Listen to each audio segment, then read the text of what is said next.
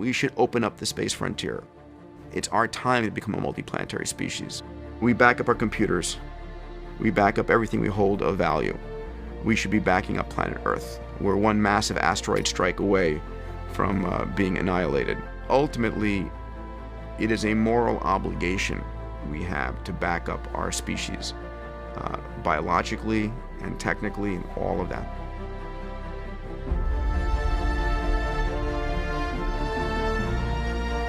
Netscape, when it went public and created huge wealth for its investors, it literally drove capital into the market and seeded thousands of entrepreneurs to create the next generation of internet companies, and there was this explosion that took place.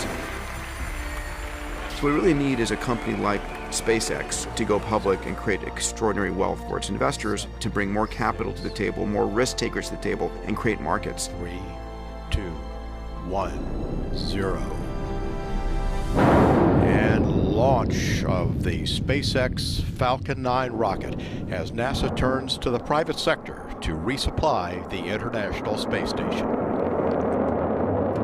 Whatever has driven humanity for millennia to move from frontier to frontier, it's been resources. It's been the Silk Road. It's been the Europeans looking towards the New World for gold and spices and timber and land. Resources we hold of value on Earth are in near infinite supplies in space. We're prospecting asteroids, targeting asteroids that we're going to go and extract fuel from to be able to power our interplanetary, if you would, travels. But rather than launching stuff from the ground at $10,000, $20,000 per kilogram, imagine instead if you could just beam the instructions for a structure or a satellite you want and 3D print it in space using the raw materials that are there. In fact, we're doing this in the lab right now.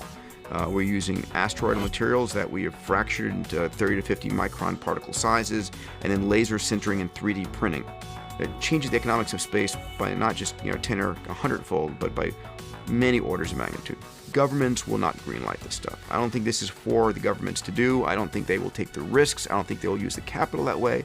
But that's okay, because it's now within the wherewithal of individuals, technologically and financially.